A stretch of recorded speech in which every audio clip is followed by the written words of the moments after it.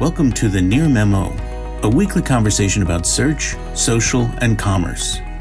What happened, why it matters, and the implications for local.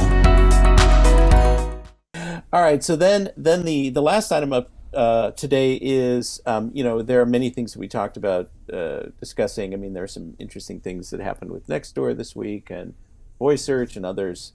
But earlier this week, a couple of days ago, I think, Wix reported its fourth quarter and full year results, and their 2021 revenue was something like just under 1.3 billion, 1.27 billion, which was up about 30%. The company's not profitable.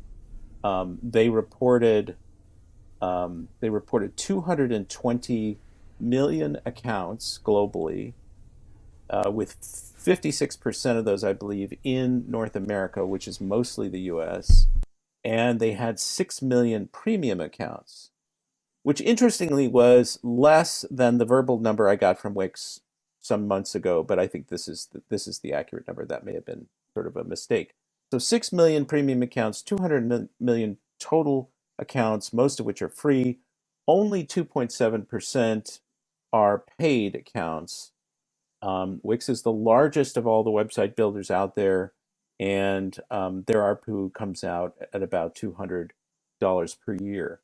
And it's a really interesting story. Once again, we've talked about this before and written about it several times, because by my calculation, there are about 123 million Wix accounts paid and free in North America, but only 31 point something million small businesses.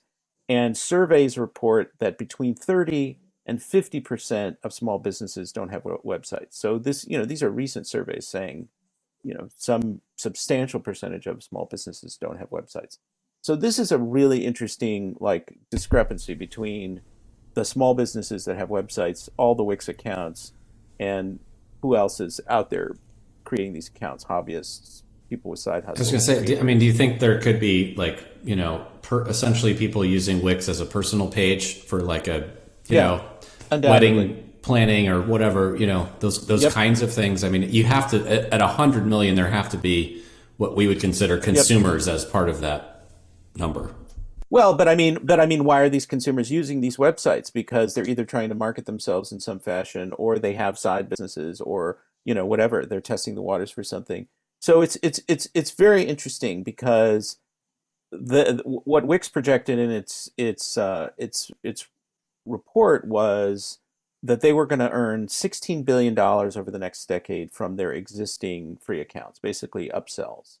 So they have this enormous built-in audience, and just simply by bringing some of those people over, they can generate a huge amount of revenue. And in my mind, it once again raises this question of what is the addressable audience for these software vendors, SaaS companies, and it's going to depend on what sector you're in, of course, and what your service is. But, I used to have these discussions in the old days with different people about what is the addressable market for small businesses. Certainly, it's not the 30 million. It's got to be some subset, 10 million, 15 million. Those numbers seemed reasonable. But Wix's data suggests we're dealing with a very different, it's a very different scenario here in the wake of COVID and e-commerce and business, everybody moving online and individual creators. We're in a really different sort of interesting new environment, I think. I would agree with that. I mean, I think, the influencer market, which didn't exist, 5 years ago, 7 years ago, whatever, that those theoretically are perfect Wix customers as well. They just need they need a domain name and an embed of their Instagram feed, right? That they can, and a contact button where people can sign up to pay them to promote a product or whatever. So I think that the definition of a business has just changed radically since the Kelsey days of the late aughts or whatever, when so many of these discussions were happening. Not that they've ever stopped, but.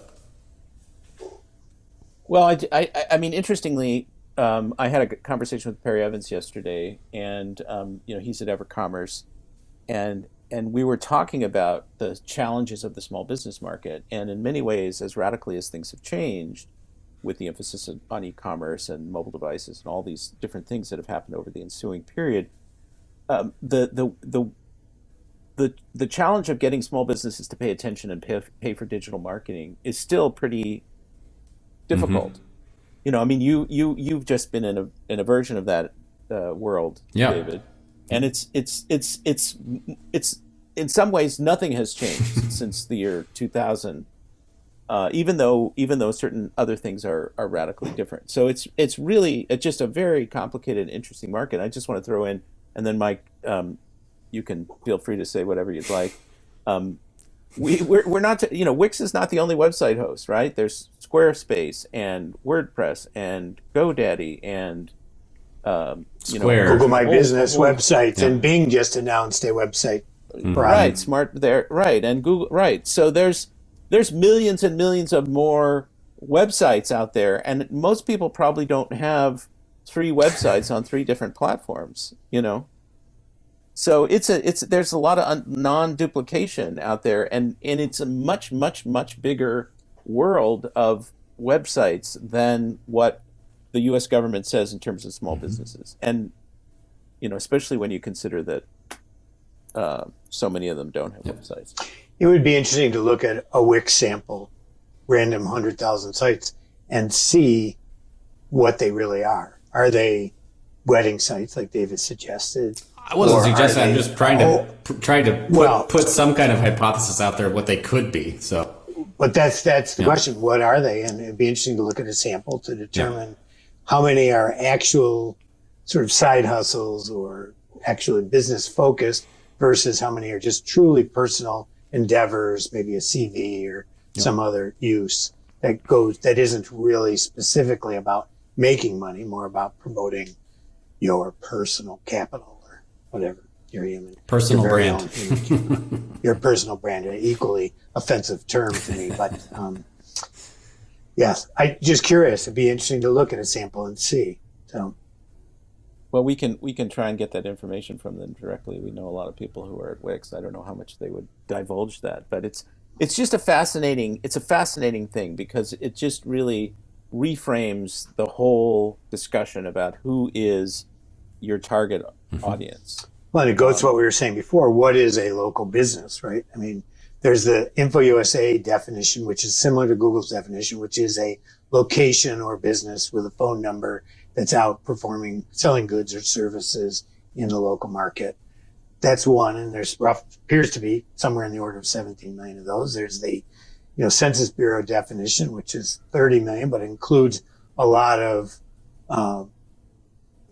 corporations or like personal corporations to manage income as part of other projects, right? I do 3 jobs, and I'm sure David does several, right? And so how many businesses does that involve? Is that more than one or one? So it's a very loose and amorphous answer to, and a difficult question to get good answers to without really clear definitions of what you're talking about. This is your next job, Greg, and you're going to do it for Near Media. I'm looking forward to the answer. Yeah. Well, I will totally single-handedly segment the small business market or the addressable market for all these S&P SaaS companies, There you go. and we will sell that for $100 million. Yeah, it's just very interesting because it explodes these sort of categories and ideas that have been pretty much gospel and unquestioned in the world of small business marketing. So, all right, we are out of time. It's gone quickly as it always does. Any last thoughts or words before we adjourn for this week? Just stay safe out there. All right. And with that, have a good weekend, week, evening, morning. Thanks for joining David, Mike, and Greg. To stay on top of the latest developments in local, subscribe to our newsletter at nearmedia.co. We'll see you next week.